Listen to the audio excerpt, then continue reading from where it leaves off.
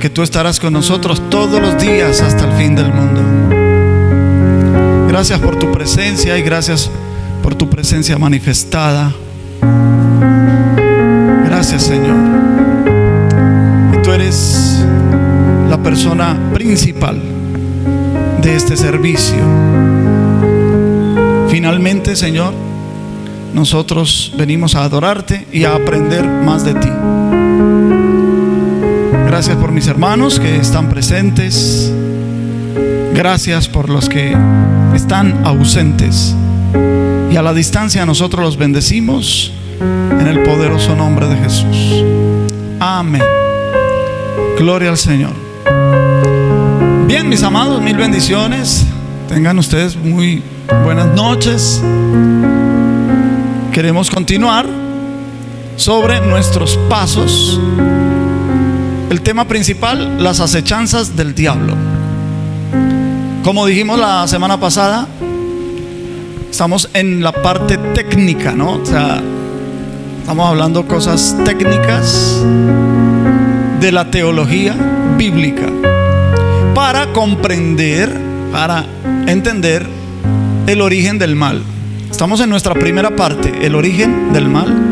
Hoy vamos a hablar de la emanación en el vacío y los estadios dimensionales.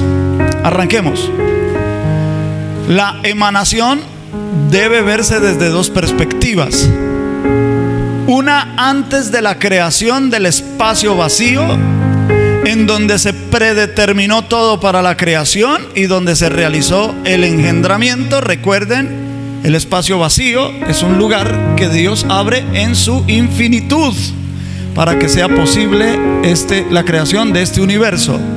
Entonces, hubo una emanación antes de la creación del espacio vacío, y ahí en esa emanación se predeterminó. Ya vimos un par de entregas atrás. Vimos los 12 puntos. Esos 12 puntos, ahí fue donde se predeterminó todo y donde se realizó el acto del engendramiento. Y otra emanación después de la creación del espacio vacío, en donde lo predeterminado queda como determinado para la funcionalidad de la creación. Y ambas perspectivas son una y la misma emanación. Una vez Dios se autorreplegó y el espacio vacío existió, los estadios dimensionales que Dios había ideado para llevar a cabo el plan general y el plan específico ya se podían manifestar. ¿Cuál es el plan general? El plan general es la hechura de todo el universo general, pero el plan específico tiene que ver con la especie humana. El ser humano es el plan específico de Dios. Solo a la raza humana es que Dios había ya diseñado una elección, una predestinación. Había diseñado el plan de la redención, el decreto de Dios para redimir al ser humano. Entonces la hechura del ser humano va a ser el plan específico. ¿Listo? Hay un plan general para toda la creación del universo y hay un plan específico. No podemos concebir estos estadios como sitios en el universo, sino más bien como presentes por todo el universo en términos de energía. Y vamos a ver de qué estadios estamos hablando. Veamos aquí la gráfica. El anillo exterior representa el límite entre el Dios infinito, la luz infinita, y el espacio vacío. Espacio vacío le llamamos así porque es un espacio, una esfera en donde Dios va a crear el universo y en donde Dios se va a revelar. Recuerde que el propósito de Dios no es solo crear, sino también revelarse, darse a conocer, hacerse amar por sus criaturas. ¿Listo? Entonces ahí aparece cuando el verbo, o sea, el Hijo, entra al espacio vacío como una luz controlada. Repetimos, nos toca repetir para empezar a tener claridad sobre ese asunto. Dios no puede o no va a entrar, sí puede, pero no va a entrar al espacio vacío como Dios infinito, o sea, con su luz infinita. ¿Por qué? Porque el espacio vacío se llenaría de luz y se desaparecería el espacio vacío. Entonces no habría ya un sitio donde crear. Entonces Dios va a entrar al espacio vacío como una luz controlada. Y lo primero que aparece, si se permite, que aparece en el universo, en el espacio vacío, es la emanación. ¿Qué es la emanación? La emanación es las energías raigales. Cuando decimos raigales, son las raíces de todo lo que va a funcionar en este universo. Vamos a decirlo de otra manera. Allí en la emanación reposa. Se comprende bien lo que significa reposar, ¿no? Es decir, no hay una actividad intensa en la emanación, sino que todo es reposado. Pero las energías de la emanación, las energías de Dios en la emanación son poderosísimas. Entonces allá es donde los profetas como Isaías, como Juan el apóstol, han sido llevados a la emanación y han tenido visiones con el trono de Dios, con los serafines que rodean el trono de Dios, el arco iris, las voces, los truenos, etcétera, etcétera, ¿no? Puede leer Isaías capítulo 6, puede leer Apocalipsis capítulo 4 y capítulo 5 de tarea, para que se comprenda que lo que los profetas vieron allá, todo lo vieron en la emanación. ¿Listo? Entonces ahí están las leyes espirituales y las leyes físicas que van a regir el universo. Todo va a funcionar de acuerdo a las leyes universales. Entonces sabemos, por ejemplo, hay una ley universal que es irrefutable, que es la ley de la gravedad. La ley de la gravedad está presente en todo el universo, ¿sí? Entonces ya eso es una ley física, pero esa ley física está regida por una ley espiritual. ¿Listo? Entonces esas son energías que están presentes en todo el universo. Pero ¿en dónde están las raíces de esas energías? En la emanación. Muy bien. Ahora, es oportuno y necesario aclarar que la emanación, así como la estamos llamando nosotros aquí, no es en ninguna manera el emanatismo cabalístico que tiene su origen en las mezcolanzas del judaísmo con el politeísmo babilónico y persa durante el tiempo del cautiverio, más o menos en el 600 antes de Cristo. Aquí nos toca hablar un poquito de historia para aclarar. Israel, por causa de su desobediencia a los mandamientos de Dios, a pesar que Dios había enviado profetas para que ellos se corrigieran de su idolatría y se volvieran al único y Dios verdadero, y por no cumplir los mandamientos de Dios, Dios dijo que ellos estarían cautivos durante 70 años. Es una profecía del profeta Jeremías, por ejemplo. Y estarían cautivos 70 años en una tierra extranjera. En aquel tiempo se le llamaba Babilonia Caldea, ¿sí? Babilonia. Y vino un rey llamado Nabucodonosor, invadió Judá y se llevó todos los judíos cautivos. La mayoría de los judíos los llevó cautivos. Hubo 2 deportaciones. La primera fue solamente príncipes. Nabucodonosor fue a buscar príncipes del pueblo judío y se los llevó para Babilonia, entre los cuales fue llevado Daniel el profeta. ¿Listo?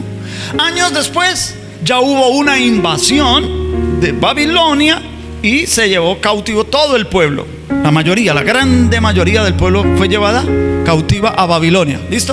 Allí estuvieron ¿cuánto? 70 años. Se murió Nabucodonosor, se murieron los descendientes de Nabucodonosor y llegaron los medos y persas, vencieron a los babilónicos y tomaron el control del imperio.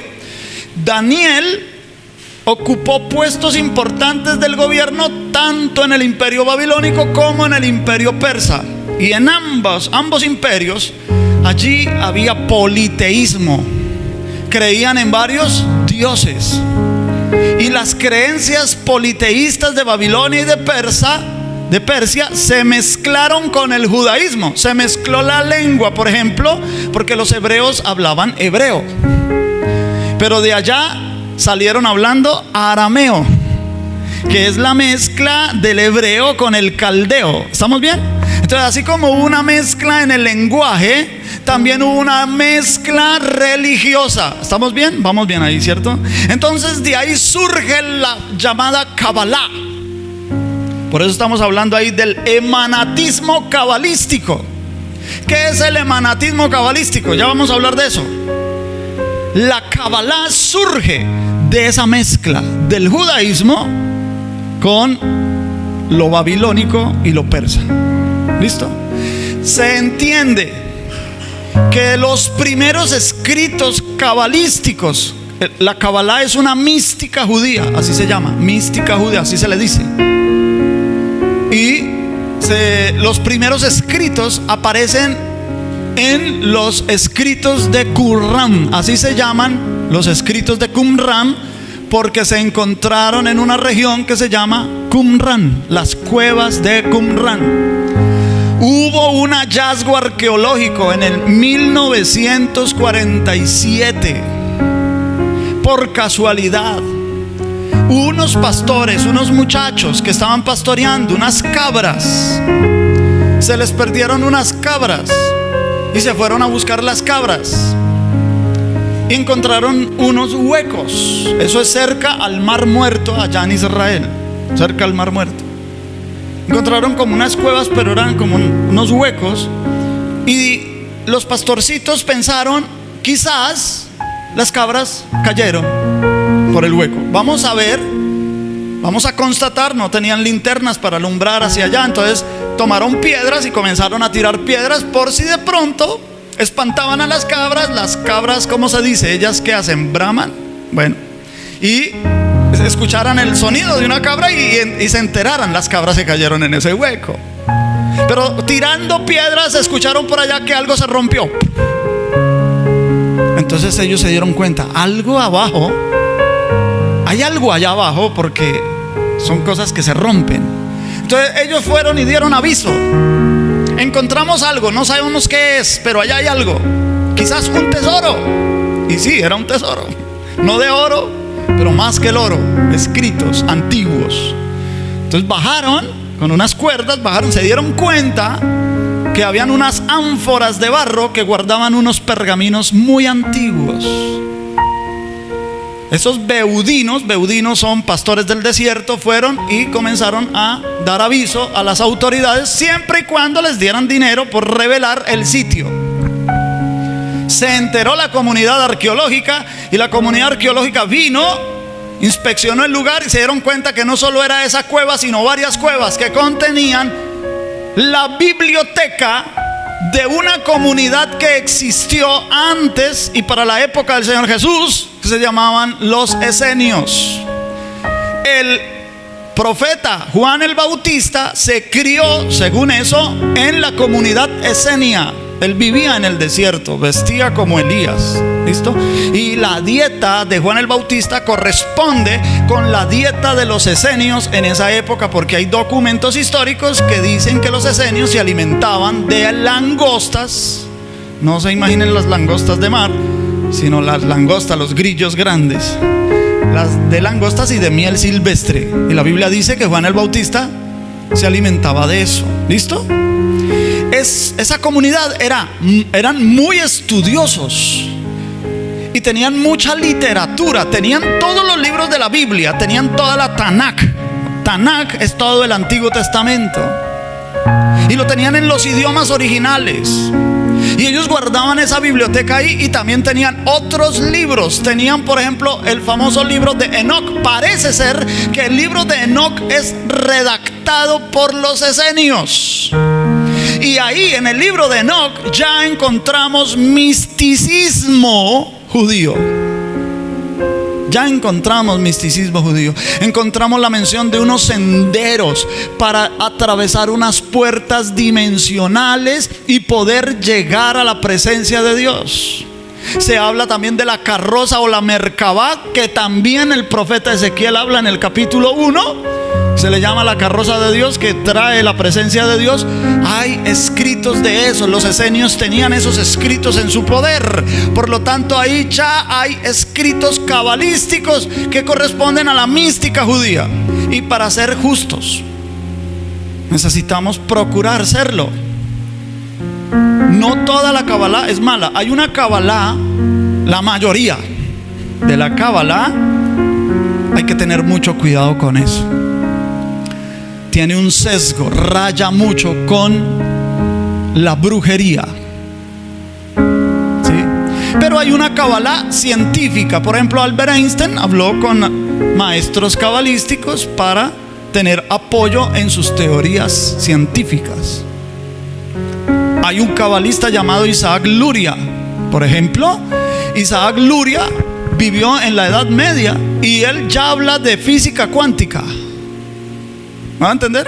Entonces hay una Kabbalah que es como científica. Entonces no podemos juzgar que esa Kabbalah sea mala. Estamos hablando del cabalismo, que es sincrético, que es negativo, ¿cierto? Y que habla de emanatismo. Hermana Diana.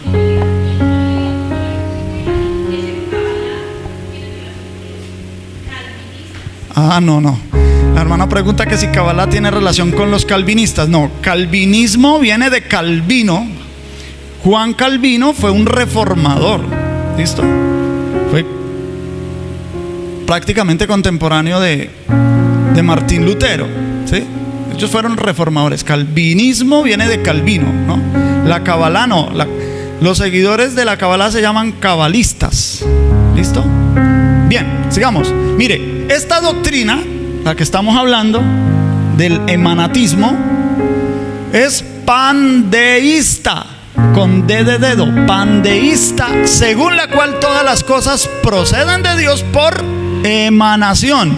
Y Dios está fundido en la creación. Y ese Dios creador del universo existe en un estado en el que puede ser alcanzado por medio de la naturaleza y el uso de la razón. ¿Sí ven? O sea, está fundido en la creación. Lo dice el escritor Alan Hugh Dave en su libro La franquicia de Dios, en el 2011. Entre comillas, lo que cita el escritor o lo que escribe él es la creencia de que el creador del universo de hecho se volvió el universo y dejó de existir como una entidad separada y consciente. El pandeísmo trataría de responder en relación con el deísmo. ¿Qué es el deísmo? El deísmo cree que el universo fue creado por un Dios, por Dios el que sea, y que ya después de que Dios creó el universo, lo dejó para que el universo se evolucionara por sí mismo, ¿me van a entender? Y que llegara hasta aquí, hasta el punto en el que estamos. Es lo que cree el deísmo. Entonces, el pandeísmo le responde al deísmo la pregunta: ¿por qué Dios crearía el universo y después lo abandonaría? Algunas de las corrientes explican que Dios es un todo, pero explota en el Big Bang y ya no es Dios. Su materia, o sea, la materia de Dios, queda esparcida y de esa misma se crea el universo. Esas son explicaciones que se han dado. ¿Listo? Ustedes tienen que saberlo. Aquí, en el estudio en el que estamos, usamos la palabra emanación para referirnos al acto del engendramiento del Padre hacia el Hijo, y para que el Hijo represente al Padre en el universo creado. y no para dar a entender en alguna manera que todo lo que surgió de Dios es en algún grado Dios mismo. Dios es separado de todo lo creado porque es que santo, o que se mantiene aparte de lo creado. Eso es lo que significa santo, estar aparte, puesto aparte, aunque capaz de relacionarse con la creación sin que su santidad se vea afectada. El emanatismo, por su parte, se da a partir de las mezclas de ideas religiosas entre el judaísmo y el politeísmo babilónico y persa durante el periodo de cautiverio, y claramente evidenciado por parte de la literatura judía. Y esto fue lo que atrajo a los judíos para mezclarse con esas ideas de allá. Mire, ¿por qué? Porque encontraron libros allá, guardada por los esenios. Esos esenios guardaron esos libros. Y también por parte de la literatura del mazdeísmo persa. En libros, mazdeísmo es la religión persa. En libros tales como el Zend Avesta, así se llama ese libro. El Yasna, así se llama ese otro libro. El Bundahish, otro libro, que incluyen profecías sobre la llegada del rey de los judíos. Esos libros persas hablaban de un rey de los judíos que iba a venir. Entonces los judíos fueron atraídos por eso y se mezclaron. Otra vez, entonces tenemos la emanación, y después de la emanación surge otro estadio dimensional: creación. La palabra creación en la Biblia da a entender que es diseños en el mundo espiritual. ¿Listo? O sea que cuando dice creó, está diciendo que primero diseñó en el mundo espiritual, en lo invisible, para después traerlo a la visible, en lo visible, en otro estadio dimensional. Voy a poner un ejemplo para sustentar lo que estamos diciendo. Cuando tú lees Génesis capítulo 1, versículo 27, lo cito de memoria. Espero que no confíe en mí, que ojalá pueda ir a la Biblia. En Génesis 1:27 dice: y creó Dios al hombre, a imagen de Dios lo creó, varón y hembra los creó. Ojo, varón y hembra los creó. ¿Listo? Entonces uno dice, aquí hay una equivocación, porque aquí nos está diciendo que el varón y la hembra fueron creados al mismo tiempo. ¿Cómo nos han enseñado entonces que primero fue el varón y después fue la mujer? Es que una cosa es la creación, que es un diseño, y otra es la formación. Señora.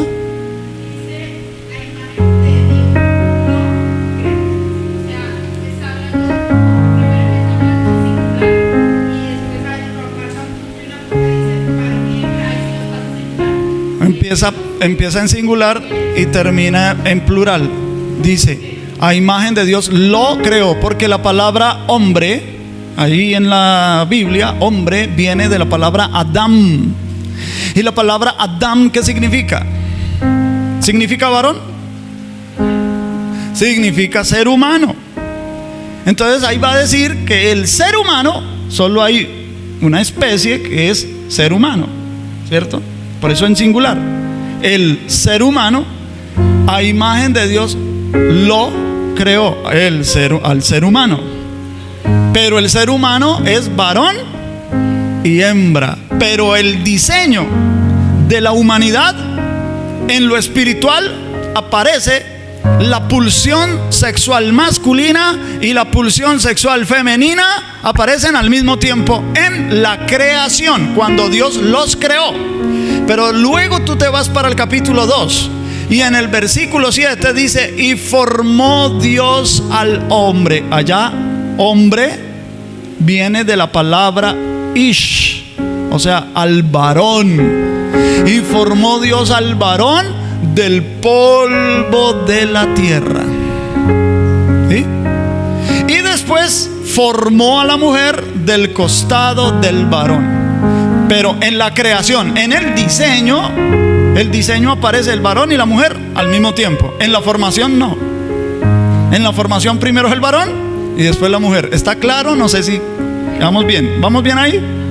Bien. Entonces, de la emanación se pasa a la creación. La creación son diseños de todo lo que va a aparecer visible e invisiblemente. Y luego viene la formación. En la formación todos esos diseños tienen formas. Incluso los seres espirituales tienen formas. Entonces tú vas a encontrar ángeles que tienen alas, un par de alas. Tú vas a encontrar ángeles que tienen 4 alas. Tú vas a encontrar ángeles que tienen 6 alas. Y hay ángeles que ni siquiera tienen alas. No tienen alas, ¿sí? Hay unos sin alas, hay otros con alas, hay otros que tienen más alas que los otros. ¿Sí me voy a entender? Hay ángeles que tienen un rostro distinto del otro. Entonces dice de los serafines que hay uno que tiene rostro de varón, hay otro que tiene rostro de león, hay otro que tiene rostro de becerro y hay otro que tiene un rostro de águila. Pero hay ángeles que tienen esos 4 rostros al mismo tiempo. Hay ángeles que tienen ojos por todos lados, por dentro, por fuera, por delante, por detrás. Hay ángeles que tienen forma de aros, de anillos, de ruedas, una dentro de la otra, y también tienen ojos por todos lados. Están mencionados en Ezequiel 1. Esas ruedas son ángeles que tienen esas formas. Pero todas esas formas aparecen en la formación, que ya habían sido diseñadas ¿en dónde? En la creación. ¿Dónde fueron diseñadas las cosas?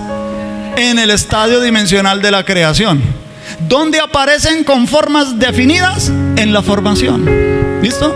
Y va a aparecer, estos 3, formación, creación y emanación, es lo que la Biblia va a llamar los 3 cielos. ¿Sí? Los 3 cielos, que son estadios dimensionales presentes por todo el universo, pero que aquí los estamos mirando, que este rige a los demás abajo. ¿Listo? A los más internos. Y va a aparecer otro estadio dimensional que es el extremo de la limitación, la materialización. ¿Por qué le hemos llamado materialización? Porque el ser humano es la criatura que reúne lo espiritual y lo físico. ¿Listo? Ninguna otra criatura reúne eso. Antes del ser humano, los ángeles son seres vivientes solamente espirituales, y los animales son seres vivientes solamente físicos. Pero el ser humano es físico y espiritual y físico. Es la única criatura. ¿Listo? Entonces Dios reúne lo espiritual en lo físico, lo limita al máximo, la espiritualidad limitada al máximo, y por eso a eso le llamamos materialización. Este último, la materialización, ese último estadio dimensional, será la máxima limitación de energía, tanto espiritual como material. Como que la energía encuentra su freno, se frena en la materia, en el ser humano. Es por eso que David expresa que Dios hizo al hombre, que aparece con la materialización, un poco inferior a los ángeles, que aparecen con la formación. ¿Dónde dice eso? Vamos a mirar. Salmos capítulo 8, verso 4 al 6. Digo, estas son palabras del salmista. Digo, ¿qué es el hombre para que tengas de él memoria? Y el hijo del hombre para que lo visites. Le has hecho poco menor que ¿quiénes? Que los ángeles. Y lo coronaste de gloria y de honra. Le hiciste señorear sobre las obras de tus manos. Todo lo pusiste debajo de sus pies. ¿Esto qué nos está diciendo? Que Dios quiso iniciar su reino desde el extremo de la limitación, desde lo más finito, para que su reino se fuera extendiendo. Primero que llenara la tierra, para después empezar a llenar el universo, extender el universo con la raza humana. ¿Me voy a entender? Por eso dice, aunque es menor que los ángeles, lo coronaste de gloria y de honra, y le hiciste señorear sobre todas las obras de tus manos. Ahora bien, veamos. Ya vimos los estadios dimensionales, repasémoslos. El tercer cielo, emanación. Segundo cielo, creación. Primer cielo, formación. Otra vez, emanación, creación y formación. Ahí están los tres cielos. ¿Y cuál es el más extremo de los estadios dimensionales? La materialización.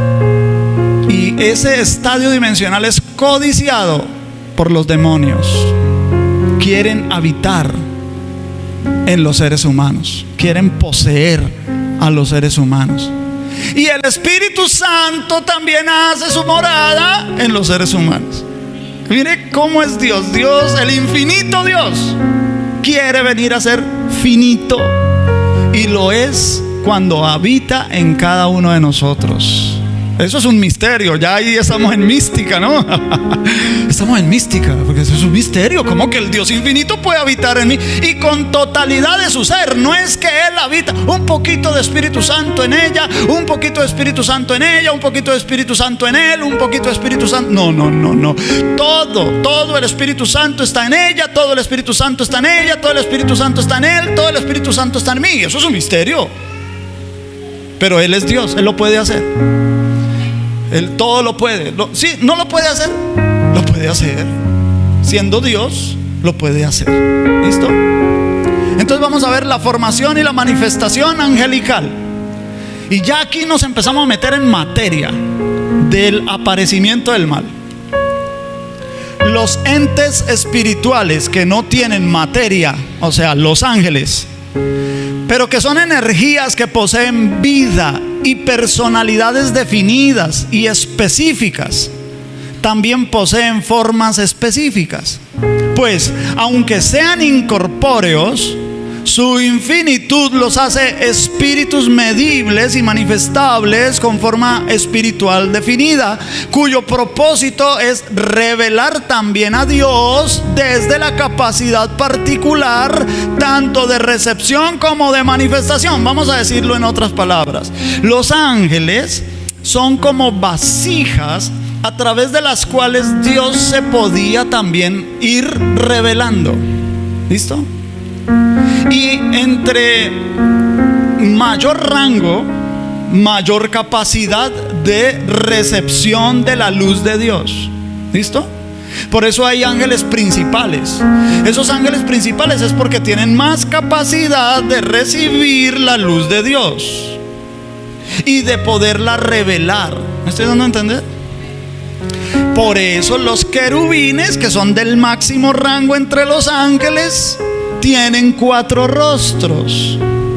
Y esos 4 rostros que revelan el evangelio, con que ellos tengan 4 rostros ya nos están revelando el evangelio. Por eso en el Nuevo Testamento nosotros tenemos 4 evangelios, que son los 4 rostros de los querubines. El rostro de hombre lo presenta Lucas. Lucas habla del Hijo del Hombre, habla de la humanidad. Él es el que más se preocupa de la humanidad, porque él es el que dice qué fue lo que le dijo Gabriel a María y qué fue lo que María le respondió a Dios cuando recibió la noticia de que iba a quedar embarazada. Él es el que nos presenta este tema del embarazo de María. Nos presenta el tema de que María visita a Elizabeth y la criatura que había en Elizabeth brincó cuando vio a María. Él es el que nos explica todo eso. Él presenta al Jesús hombre. ¿Sí?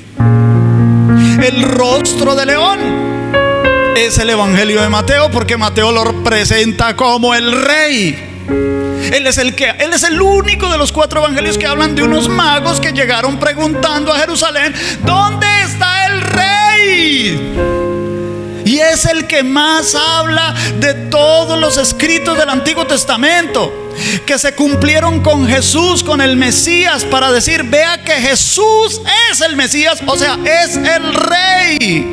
Y él una y otra vez dice: y esto fue así para que se cumpliera lo dicho por el profeta, y esto fue así para que se cumpliera lo dicho por... Una y otra. Es el que más habla del cumplimiento de las profecías. el rostro de becerro. Lo presenta Marcos. Marcos representa a Jesús como un Mesías de arduo trabajo, de sacrificio, porque eso es lo que representa el becerro: sacrificio, mucho trabajo. Y el águila es el Evangelio de Juan, el único evangelio que habla: en el principio era el verbo. Él se va a las alturas, Él se va al antes. Él habla del principio. Él no habla de la niñez, Él no habla de la humanidad del Señor Jesús. No, Él habla de la teología. Cristo es Dios. Él es el que dice que Jesús dijo. Juan es el que escribe que Jesús dijo: el Padre, yo y el Padre, uno somos. Es el único evangelio que dice eso. O sea, está diciendo: soy Dios. ¿Me estoy dando a entender? Está presentando el aspecto del águila. El águila es lo espiritual. Entonces, en los querubines, ya el Señor, con esa forma de los querubines, está diciendo que esos querubines son ángeles que tienen una gran capacidad de revelación. ¿Listo? ¿Vamos entendiendo eso? ¿Sí? Bien. Agrego: los ángeles, lo único que veían de Dios, porque ellos ven la realidad total, pero ellos no pueden ver a Dios, o no podían. Ellos veían era la luz de Dios. Eso lo vamos a estudiar más adelante. Y esa luz de Dios les llegaba a ellos, y esa información que venía a través de la luz, lo vamos a estudiar más adelante, no se preocupen. Entonces ellos iban aprendiendo quién era Dios, y a medida que iban aprendiendo quién era Dios, así mismo lo iban adorando. Y eso lo sabemos por un escrito de Pablo a Timoteo, que dice: grande es el misterio. Otra vez mística. Grande es el misterio de la piedad. ¿Cuál es el misterio de la piedad? Dice allá, creo que es 2 de Timoteo 3:16. Grande es el misterio de la piedad. O es 1 de Timoteo, perdóneme, me puedo equivocar. Así que ustedes lo pueden revisar ahí en la Biblia. Grande es el misterio de la piedad. Dios manifestado en carne. ¿De quién está hablando? ¿Quién fue el que se manifestó en carne?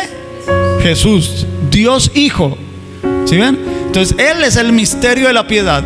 Grande es el misterio de la piedad. Dios fue manifestado en carne, justificado en el Espíritu, visto por los ángeles.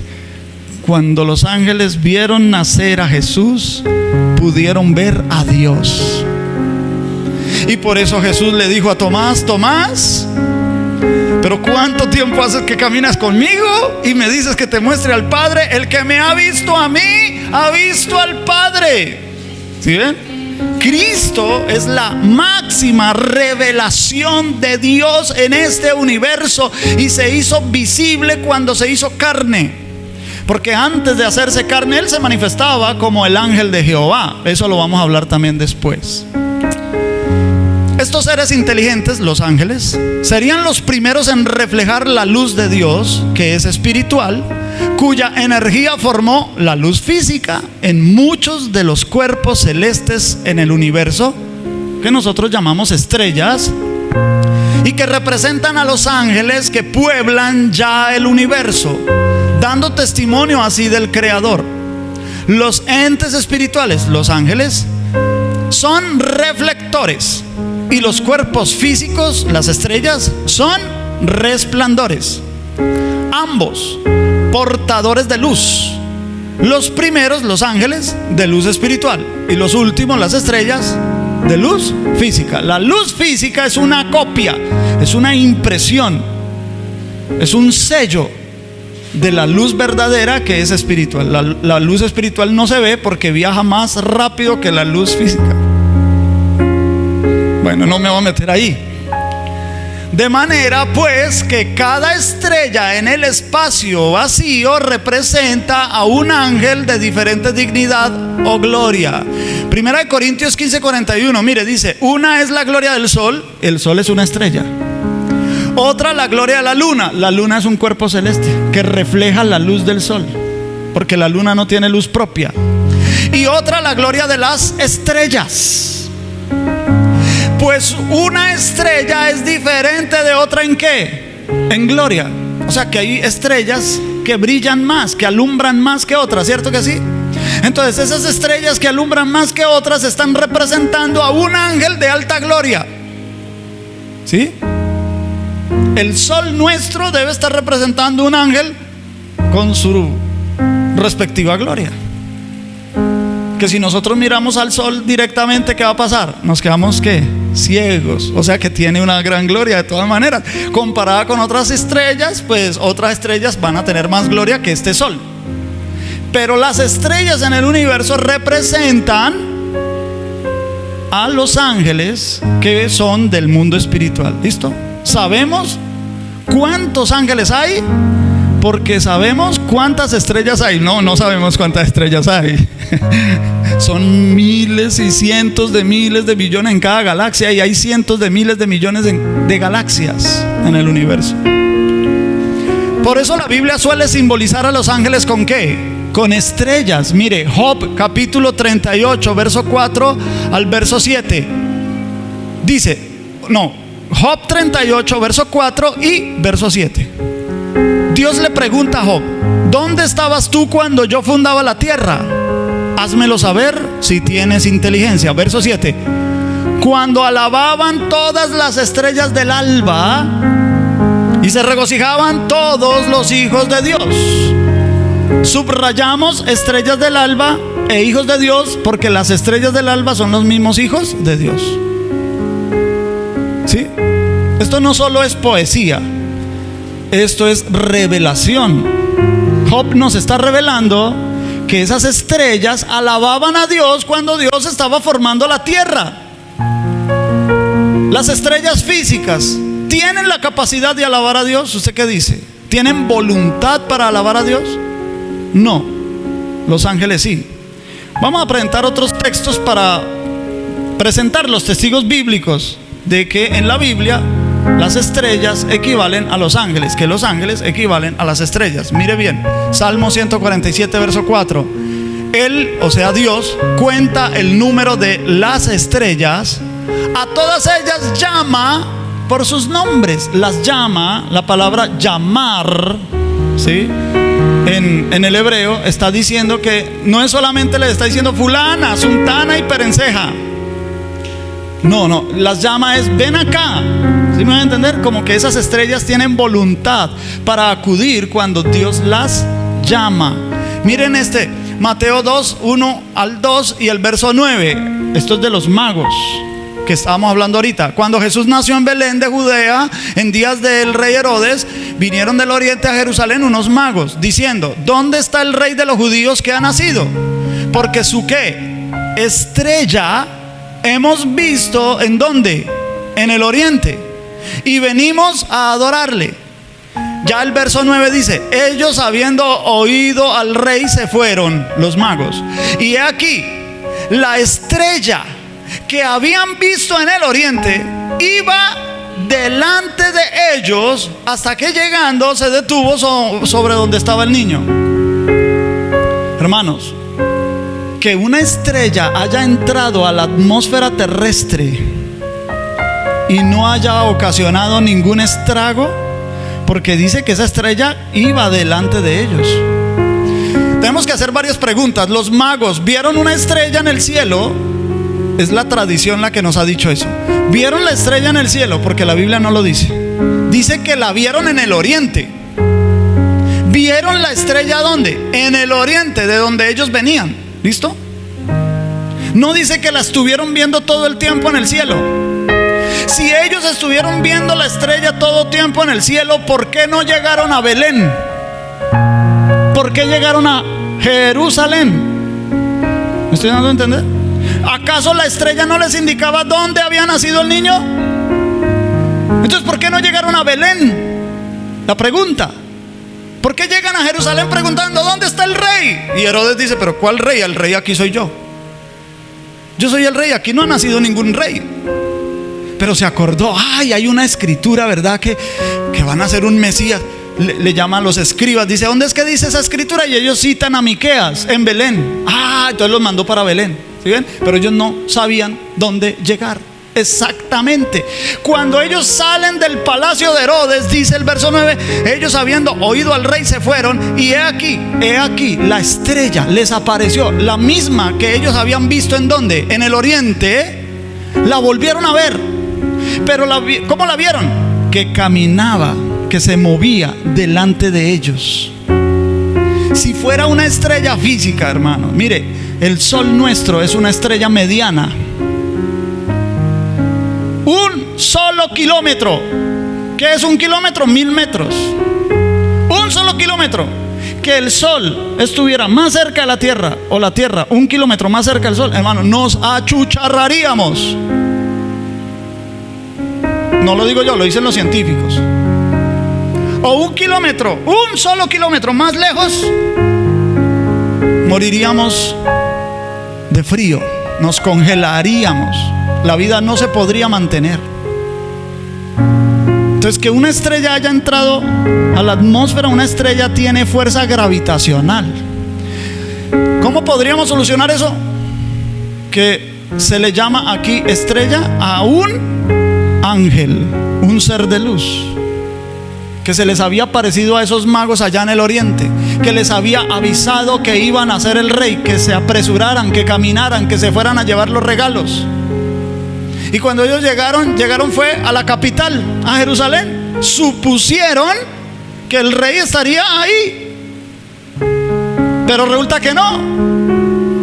El mismo rey Herodes les dijo: es en Belén. Cuando ellos fueron, apareció la estrella, caminó delante de ellos hasta que llegando se detuvo sobre donde estaba el niño. ¿Se da cuenta? Caminaba, se detuvo.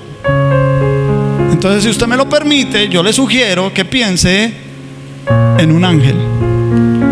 Apocalipsis 1:20. El misterio de las 7 estrellas que has visto en mi diestra y de los 7 candeleros de oro. Las 7 estrellas son ¿qué? Los ¿qué?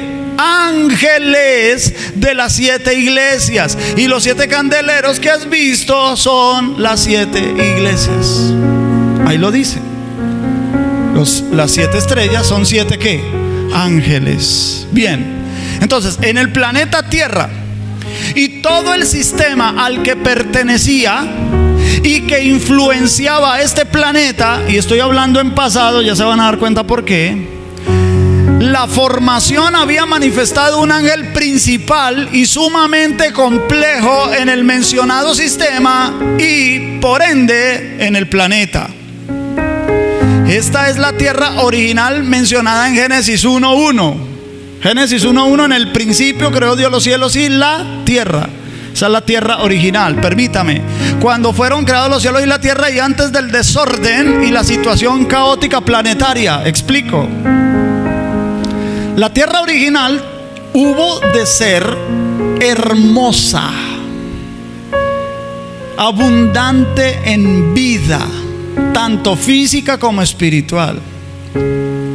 Según Ezequiel capítulo 28, lucero fue puesto en el Edén. Y siempre que en la Biblia encontramos la referencia del Edén, el Edén siempre queda aquí en la tierra. ¿Estamos bien? Entonces dice que el lucero vivió en el Edén. ¿Listo? Ahora bien, esa tierra original que tuvo que haber sido hermosa, abundante de vida animal, si usted me lo pregunta, yo creo que ahí en esa tierra original vivieron los dinosaurios. Miles de millones de años vivieron en esta tierra. No podemos negarlo. Nosotros vivimos aquí en los llanos orientales en Colombia y sabemos sobre los yacimientos de petróleo. ¿Saben ustedes por qué existe el petróleo? ¿Alguien lo sabe? Por los fósiles de los dinosaurios, que a través de millones de años ese aceite se mezcló con unos minerales y es lo que hoy conocemos como petróleo. ¿Listo? Y además se han encontrado esqueletos completos de grandes reptiles. Y los científicos dicen que ellos vivieron aquí cientos de millones de años. Pero entonces Génesis 1:2, no el 1:1, sino el 1:2, dice que la tierra estaba desordenada y vacía. ¿Por qué? Es lo que vamos a averiguar. ¿Por qué? ¿Por qué? Diga.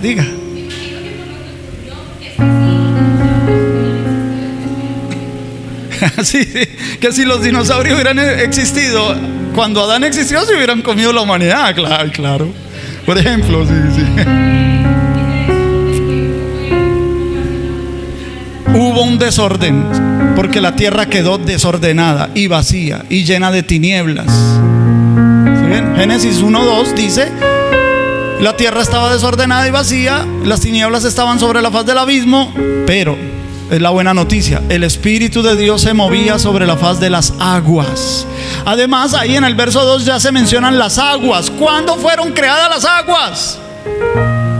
En la tierra original, en la de Génesis 1:1. ¿Vamos bien hasta ahí? ¿Los llevo confundidos? No, vamos bien.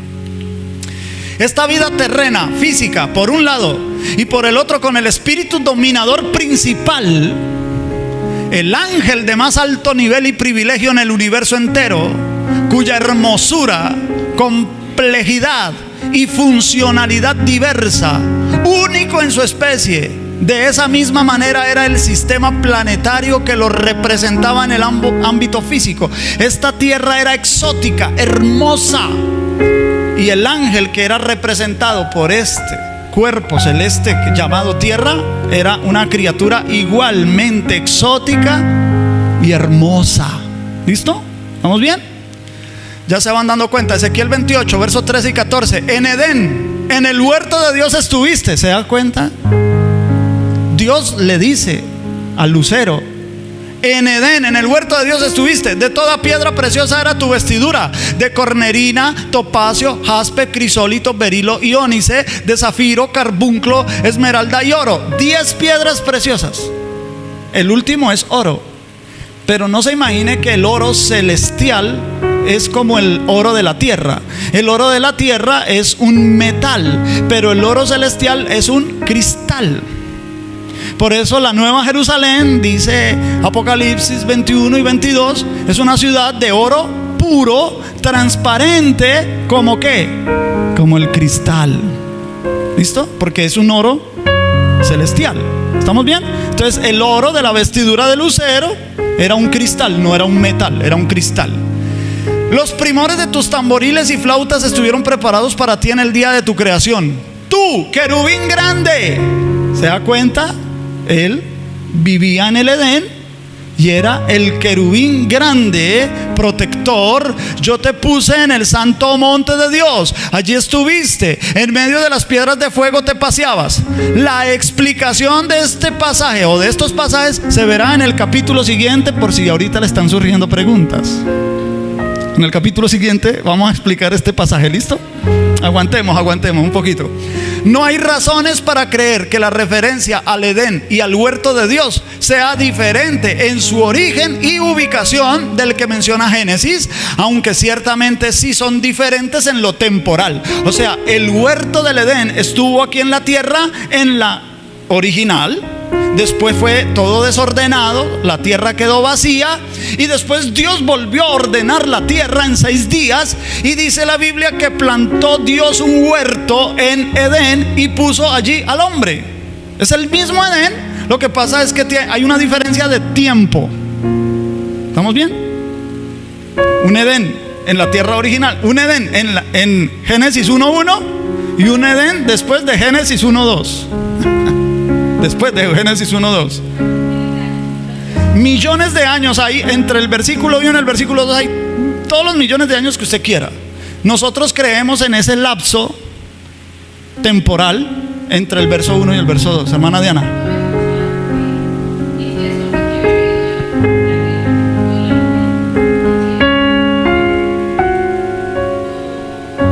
Sí. No. Si hubo una guerra entre Miguel y Satanás, la Biblia no lo menciona.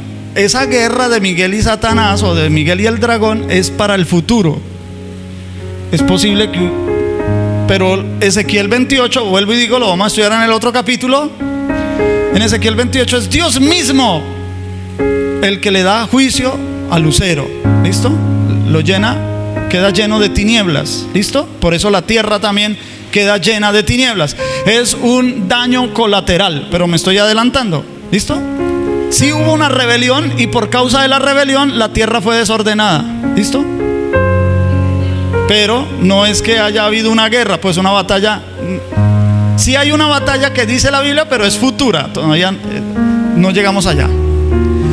Es decir, que tanto el Edén como el huerto son cosas que provienen de Dios y que fueron instalados en este planeta por la referencia espacial, donde se sabe que Dios creó vida. ¿Dónde fue? En el planeta Tierra. Esta principalidad, ese ángel principal que la Biblia llama en las versiones al español lucero, habitó en una región del universo exótica y hermosa, especial y sin igual, la Tierra. Dios fue quien estableció determinadamente las medidas del planeta y sus límites para manifestar allí toda una innumerable creación de existencias, para revelarnos su riquísima potencialidad y generosidad. Tal revelación ha estado siempre a nuestro alcance y delante de nuestros ojos. Mire, hermano, hay miles de especies de insectos. Hay miles, cientos de miles de especies de peces, cientos de miles de especies de aves, cientos de miles de especies de vegetación, árboles y plantas. Hay cientos de miles de especies de animales terrestres. El 80% del océano no ha sido explorado. No se sabe qué hay allá. Saben que los científicos, eso se llama, esa rama de la ciencia se llama ictiología. Me estoy extendiendo un poquito, me perdona. La ictiología estudia las especies marinas. Están estudiando el comportamiento de los tiburones blancos. Tiburones blancos, que son los famosos tiburones que comen de los que hacen las películas, que se comen la gente. Tiburones que ayunan hasta 40 días y por eso salen a comerse hasta los barcos, porque en las películas se comen hasta los barcos. Estoy bromeando. Esos tiburones están estudiando la conducta de esos tiburones. Resulta que los alcanzan los barcos, ¿cómo se llama? Los anestesian para ponerles un rastreo en la aleta, ¿no? Le grapan, no sé cómo hacen, un rastreador para vigilarlos, cómo se comportan en sociedad y cuando cazan y todas esas cosas. Y recientemente hubo un caso de un gran tiburón blanco que estaba siendo rastreado por los científicos, grande, 5 metros, que se sumergió a 800 metros de profundidad. Los tiburones blancos no se sumergen tanto. Y a los 800 metros de profundidad la temperatura, según el rastreador, se intensificó. Y entonces a 300 grados Fahrenheit, bueno, perdóneme que no sé pronunciarlo. Y ellos empezaron a quedar inquietos porque el tiburón desapareció. Parece ser que quedó en el estómago de otro animal depredador más grande que él. No saben qué es. Están hablando del famoso megalodón. No se sabe, porque el 80% del océano está sin explorar. No se sabe qué seres vivos hay por allá. Y toda esa abundancia la puso Dios en un solo planeta. En un solo planeta. Se van y quieren ir a mirar qué es lo que hay en Marte. Y aquí no han descubierto todo lo que hay acá y quieren ir por allá a Marte. Imagínese usted. Porque Dios puso esa abundancia aquí. Dios quiso que fuera aquí, no en Júpiter, no en Saturno, aquí. Planeta pequeño como este. pequeño a la escala del universo, pero para nosotros es inmenso. ¿Sí me voy a entender? ¿Por qué puso Dios toda esa abundante vida? ¿Por qué? Para darnos a entender a nosotros aquí en la tierra que Dios es generoso, es pródigo, creador. También toda la generosidad que Él tiene no es para desperdiciarla. Él sabe por qué los mosquitos existen. Él fue el que los creó. No sabemos, ¿cierto? Hay plantas allá en los potreros que el campesino tumba como maleza, pero eso lo creó Dios. Para algo servirá. Lo que pasa es que no sabemos para qué. Aquí en los llanos orientales se descubrió la sacha inchi, que están sacando un aceite que están comprando en Europa a altísimos precios. Solo se da aquí en los llanos orientales, al pie de monte llanero. En un tiempo los campesinos tumbaban eso porque eso era una maleza, era un bejuco. No sabían para qué servía, ahora ya saben. ¿Sí ven? No hemos descubierto todo. Se quieren ir a mirar otros planetas, pero no se sabe lo que tenemos aquí, porque lo estamos destruyendo. Amén. Un lugar en donde el Edén de Dios o su manifestación del reino divino estaba presente en el campo de la finitud. Un planeta en donde Lucero dominaba, alumbraba y administraba, cuidándolo para que fuese un punto de revelación importante del campo finito, y desde donde la capacidad de diversidad en manifestación de Dios fuese destacada ampliamente. Diversidad en la manifestación es lo que estamos hablando ahorita. La tierra fue, es y será una pieza de testimonio que revela la variedad, diversidad y libertad otorgada por el Creador. El escenario del origen de toda rebelión contra Dios, la oveja perdida cósmica.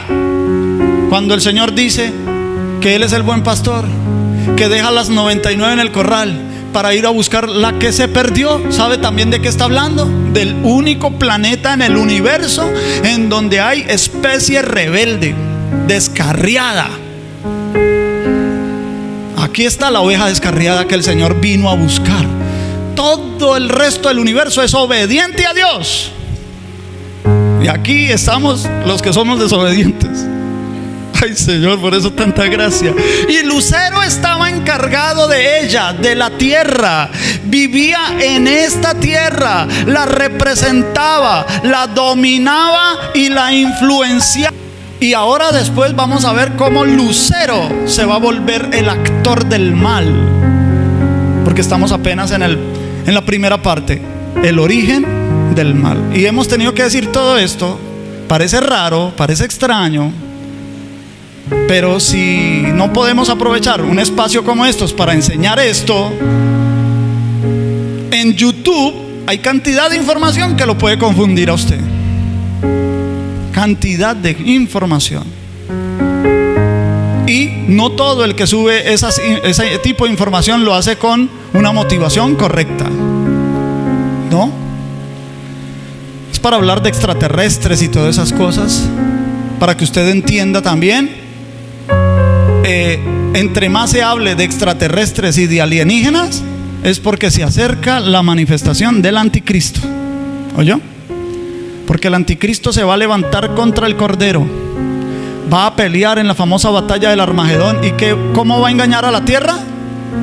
Para que se reúna a pelear contra Cristo cuando aparezca por segunda vez. ¿Qué les va a decir? Que viene ¿qué? Una invasión alienígena, extraterrestre. ¿Han oído del proyecto Bloomer?